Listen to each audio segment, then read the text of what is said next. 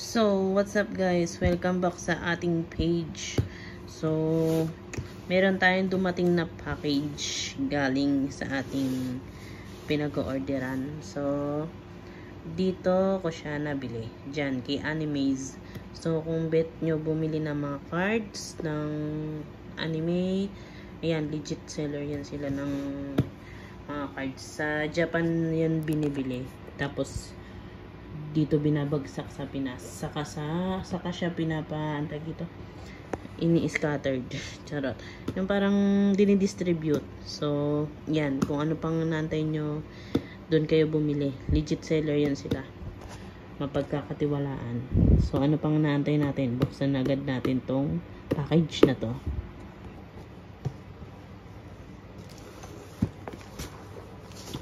Grabe naman ang pagbabalat ni Boss Alvin dito. Dami kasa.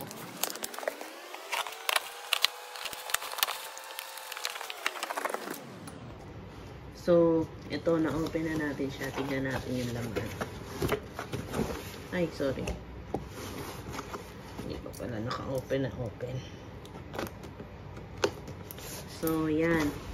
Oops.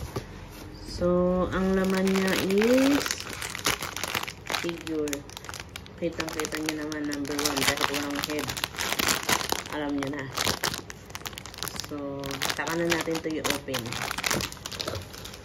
Tsaka, ito. Kilala niyo na yan. Sila. Turn yan. Sila. Pack. Sa ibang videos ito. So, ang binili ko sa kanila is, ito, pasabay lang to. Pero kung gusto nyo din magpasabay, pwede naman madali naman kausap sila. Kung magpapahunt kayo ng, ang tawag dito, figures. Kasi ito, isa sa mga kulang ko sa Haikyuu. Itong dalawan to. May kulang pa akong ilan na kalaban. So, papahunt pa natin yun. Tapos, ito, cards. Saka na natin to i-open. Tapos, uy, may Demon Slayer pa na ano. Libre. Free. Sino ba to? Pangalan nito, nakalimutan ko. Si Windashira, nalimutan ko. Pangalan nito? Ano nakalagay? Tapos, yung magkapatid. Tapos, ang binili ko sa kanila din is, isang card is tong si Mau Mau. Si Apothecary. Maganda to, panoorin nyo. Yan. Baka i-live ko na lang to ng pagbubukas. Tapos ito, si Freyren. Cards din siya. N-Sky. Oh, N-Sky. Yan. Yung N-Sky is, parang ang card niya is, ano, parang plastic. Hindi siya yung carton. So, ito yung sample.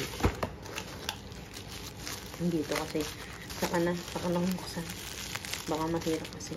So yun lang guys, yun lang ang laman nito, mahiwagang ako.